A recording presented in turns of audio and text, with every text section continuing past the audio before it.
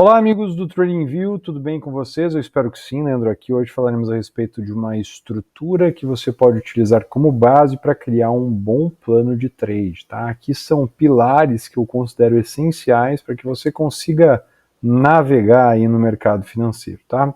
Começando, obviamente, por gerenciamento de risco, tá?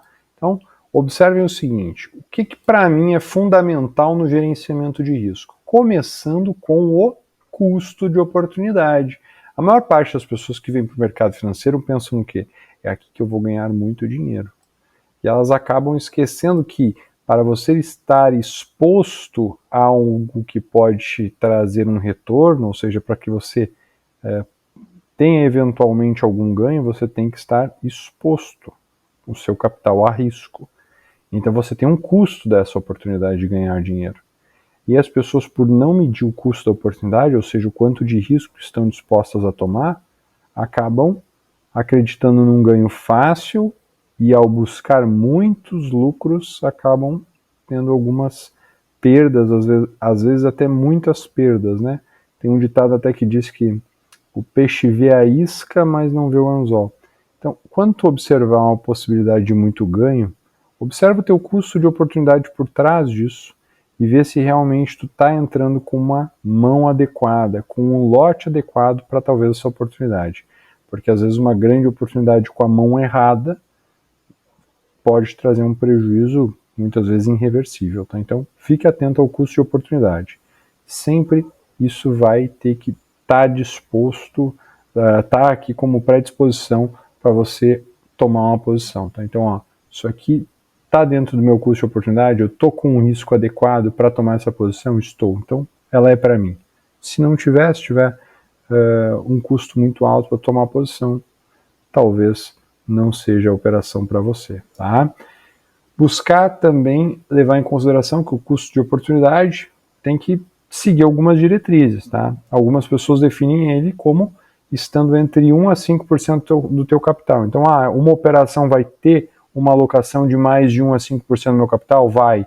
Então, talvez tu está se expondo demais a essa oportunidade. Está ficando muito caro essa oportunidade. Então, tentar talvez trabalhar dentro desses modelos.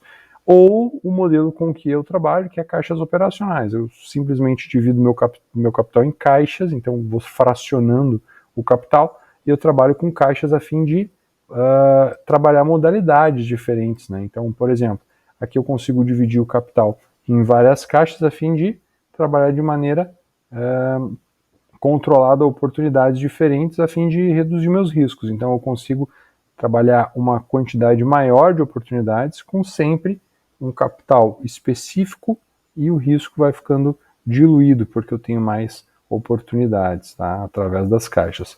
Não que isso não aconteça com percentuais, tá? Mas com percentuais muitas vezes é mais difícil de se controlar.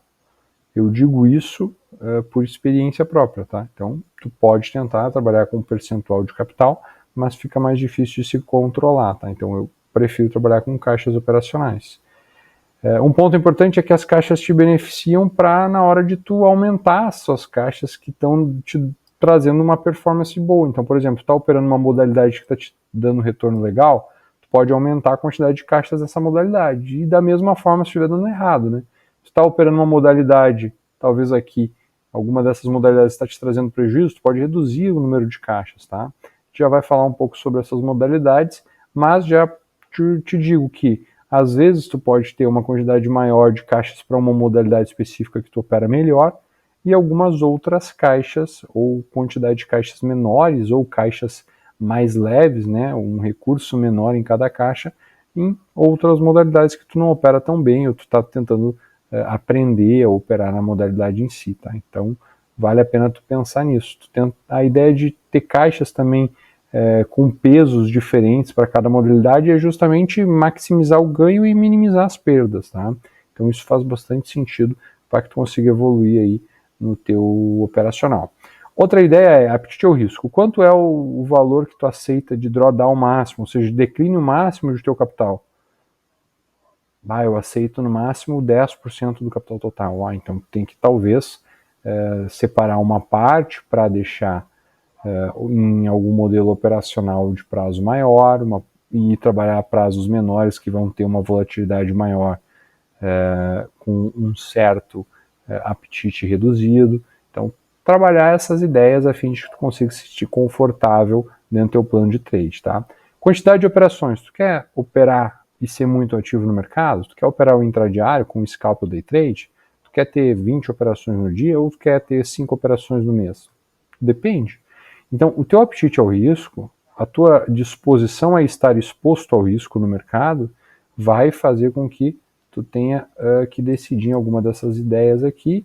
Isso é crucial para que tu defina uma estratégia. Uma vez que tu definir, responder todas essas perguntas, tu consegue definir bem qual que é a tua ideia e tu pode seguir nesse caminho. Daí fica bem mais fácil, né? Percentual alocado em cada modalidade, caso tu decida operar mais que uma, né? Então, por exemplo, eu acabo operando mais intradiário como day trade e também swing trade. Então, essas são as minhas modalidades com maior atividade hoje. Então, eu opero mais day trade e swing trade. Quando eu opero swing trade, eu tenho caixas mais parrudas, com uma quantidade mais concentrada e uma quantidade menor de caixas.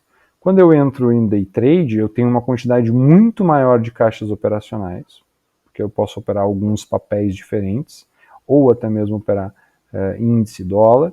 Então eu posso separar aqui uma disposição de quantidade de recurso para cada operação para diluir meu risco. Então eu tenho uma quantidade maior de oportunidades frente ao risco. Tá? Então a ideia é, como o sinal intradiário tem uma confiabilidade menor, porque tem uma informação contida em um tempo menor,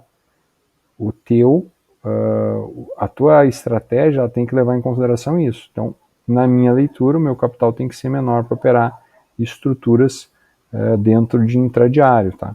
Mas eu confesso para os amigos que tento operar scalps muitas vezes com caixas operacionais muito pequenas, com poucas caixas inclusive, e tenho dificuldade. Então eu vejo dificuldade de operar scalp, mas já acabo me saindo melhor em day trade e swing trade. Tá tudo bem. Então qual que é a minha ideia aqui? Sigo a ideia do meu custo de oportunidade, reduzo minha quantidade de caixas em scalp, deixo elas menores, aumento no que está indo bem. Então aqui, pessoal, outro ponto importante é registro e revisão. Tu precisa registrar teus trades, tu precisa ter uma planilha de controle, tu precisa definir informações importantes, obrigatórias na minha opinião, tá? Isso é o que eu vejo, ok? Então, quais informações? Informações das operações. Quais são as básicas na minha ideia? Primeiro, data, hora, ativo, modalidade, lote, entrada, saída, lucro ou prejuízo. Isso aqui tu precisa ter, na minha opinião, de maneira obrigatória. Dados do dia, máxima, mínima, abertura, fechamento, fase majoritária em que o mercado operou. Então, por exemplo, eu trabalhei de manhã, o mercado operou na maior parte do dia em rompimento, em lateralidade estreita, em canal amplo. Definir a fase majoritária que o dia trabalhou. Caso tu opere o intradiário e day trade. Caso tu opere swing trade, defina o quê? Os dados da semana, tá? Então, tem que levar em consideração essas nuances também, tá? Notas com base no seu modelo. Tu tá operando intradiário, muitas vezes tu entrou numa operação e depois que o gráfico foi construído, tu viu que aquilo não seria o melhor ponto. Dá nota. Quanto eu dou para uma nota da minha entrada aqui? Isso aqui foi uma entrada a 4. Pô, por que foi uma entrada a 4? Eu vendi baixo numa lateralidade. Eu comprei alto num swing prolongado de alta. Então, dá nota para tu saber metrificar isso. Descreva a operação. Descreve lá. Entrei utilizando estratégia tal, meu lote tamanho tal, foi contra ou a favor da tendência, meu sentimento era tal, abri a operação por isso. Descreve a operação. Por que tu fez a operação? Para depois que o gráfico estiver pronto, tu revisitar o teu pensamento de tomada de posição. E, pessoal, o mais importante, revisão no final do dia, revisão no final da semana e revisão no final do mês. Revisão no final do mês, para mim, é crucial, na minha opinião. Eu pego essas notas, eu vejo os meus piores trades e os meus melhores e tento nunca mais fazer os meus piores e tentar aumentar a quantidade de trades com nota elevada. Pensem nisso. Se tu conseguir metrificar isso, tu tende a ficar melhor cada vez, tá? Então, isso é um ponto relevante que eu acredito que seja muito bom ser trabalhado. Outra ideia, payoff. Ou taxa de acerto elevado. Precisa escolher. Teu modelo operacional vai privilegiar teu payoff ou a taxa de acerto. Caso te privilegie a taxa de acerto, tem que levar em consideração que caso tu venha trabalhar preço médio, tu tem que lembrar que o teu gerenciamento de risco ele tem um custo de oportunidade. Tu não pode tentar sair disso. Então, respeitar primeiramente o gerenciamento, tá? E uma informação muito relevante, tá? Nunca faça preço médio para negar um stop do teu operacional. Tá? Respeite seus stops, respeite seus modelos. Isso é muito, mas muito crucial para sobreviver no mercado. Outra ideia, teu operacional vai ter entradas de rompimento, de gatilho, com ordens de stop, de gatilho, né, de acionamento, ou vai ser entradas por pullback em regiões, ou vai ser ordens limitadas em regiões de defesa, suporte, resistência, zona de briga. Como é que tu vai trabalhar tuas entradas? Teus stops vão ser percentuais de financeiro ou vão ser stops só na mudança de fase de mercado? Tem gente que opera gradiente e só sai da posição quando muda a fase do mercado, e tá tudo bem, se a pessoa consegue operar desse jeito, tá tudo bem. O que importa no mercado é definir o que vai fazer e executar o que está definido, tá? Não importa se a pessoa opera X, se opera Y, se funciona para ela e ela consegue extrair recursos do mercado, tá tudo bem. O que importa é seguir o que definiu de maneira prévia, tá? Outro ponto relevante, alvos. Tu vai usar alvos definidos? Tu vai trabalhar, por exemplo, com alvo de range.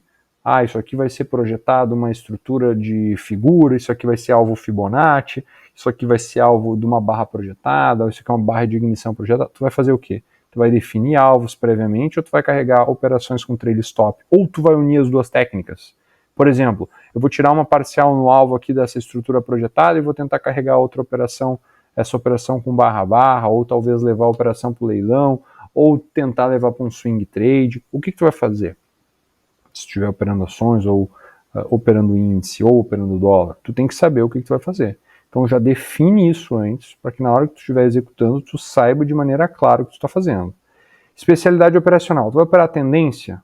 Se tu operar tendência, qual vai ser a fase da tendência que tu mais vai operar? Canal estreito, amplo, rompimento, tá? Define o que vai ser o dia que tu vai operar e tu vai conseguir extrair a maior parte do recurso do teu mês. Tá? Porque isso acontece, pessoal. As pessoas acham que quem opera day trade ganha dinheiro todo dia. Não é verdade. Não é verdade. Day trade, tu pode estar exposto a todo dia, mas às vezes em um dia tu faz o mês. E às vezes em um dia tu perde o mês, tá? Se tu não tiver o gerenciamento necessário. Tá? Se tu tiver um gerenciamento correto, tu não vai perder o teu mês no dia. Mas se você tiver uma especialidade na fase do mercado que está sendo construído, souber operar muito bem aquilo, por exemplo, sabe operar muito bem fase de rompimento, tu vai conseguir ganhar muito dinheiro naquele dia, talvez fazer teu mês, ou bater recorde, ou bater meta, enfim, consegue fazer isso se tu se especializa. Ou tu vai operar, por exemplo, lateralidade, ou pontos. Por exemplo, hoje no índice futuro, gráfico de 5 minutos, que é o que eu opero, eu operei uma barra de reversão tentando romper a máxima da primeira hora, né? Eu só opero a primeira hora em pontos de máxima e mínima, e aconteceu isso. Tive uma barra de reversão na máxima do dia anterior. Era uma venda, stop acima da máxima, perdendo a mínima. O alvo meu era uma vez o meu risco projetado. O alvo, por consequência, era na linha d'água. O que aconteceu depois? Na linha d'água eu tive um fundo duplo, eu tive uma compra. Então eu vendi dentro da primeira hora, depois eu comprei. E as duas operações deram certas, trabalhando os pontos que eu já estudei várias vezes. Então, vendi uma armadilha de rompimento dentro dos primeiros minutos, né, dentro da primeira hora, que é raro eu operar, a não ser que aconteça algum tipo de armadilha como essa. E depois eu comprei um fundo duplo dentro na região da linha d'água. Tá? Então, isso aí tu pode definir, e se for uma estratégia, tu pode executar ela. Por quê? Porque tu já tem definido de maneira prévia. Ok? Tipo de mercado. O que tu vai estar operando? Tu vai estar operando índice, ações, dólar, commodities, forex, criptos. Tu vai estar operando o quê? Tu vai operar juros? Tu vai montar estrutura de opções? Só vai operar opções? Tá tudo certo. Tá? Vai operar opções de índice, opções de ações? Tu pode definir o que tu vai fazer. Só que tu precisa saber o que tu está fazendo. Lembrando disso de novo, o teu plano de trade é justamente para te dar um norte, para onde tu vai. Tu tem que ter clareza. Então, qual mercado tu vai operar? Tu vai usar o que para operar esse mercado? Tu vai usar análise técnica para fazer a tua leitura? Tu vai usar a leitura de fluxo? Por exemplo, a maior parte das pessoas que eu conheço com operações opera com base em análise técnica, mas eu sei de pessoas que operam bem com leitura de fluxo. E tá tudo certo, mas é pouco comum. Agora, eu vejo muitas pessoas operando dólar com fluxo, mas eu também conheço várias pessoas que operam dólar com candles, com Renko, tá tudo certo? Então, não importa qual que é o tipo de leitura que a pessoa vai fazer, se ela trabalhar bem aquela leitura e entender bem o mercado que ela está trabalhando. Mas isso precisa ficar bem definido. Qual o tipo de operação que a pessoa vai fazer? Ela vai fazer operações comuns, por exemplo, vai montar uma operação em ações, tem alvo, stop, ou é alvo ou stop, tem parciais, tu vai carregar a operação, ou ela vai movimentar uma estrutura de proteção, por exemplo, ela vai ficar comprada no índice e vendida no dólar. Ou ela vai montar uma estrutura de opções, comprando uma ação e vendendo uma opção. Ela pode fazer algumas estruturas de hedge também. Ela pode montar alguma ideia como essa. Tá? Então, tudo tem que deixar bem definido de maneira prévia. E aí, galera, regras gerais do mercado, tá? Tu tem que saber que tipo de mercado tu está operando e saber níveis de alavancagem que esse mercado te proporciona, a volatilidade, interferência externa, agendas econômicas ou notícias relevantes para o teu mercado, matéria-prima, no caso de commodities, por exemplo, eu querer que as ações da Petrobras suba no dia que o petróleo está caindo muito, é uma possibilidade? É. Mas vocês vão concordar comigo que um petróleo, por exemplo, abre amanhã caindo 3%, é difícil a ação da Petrobras abrir com um gap de 2% para cima, né? A gente tem uma diferença.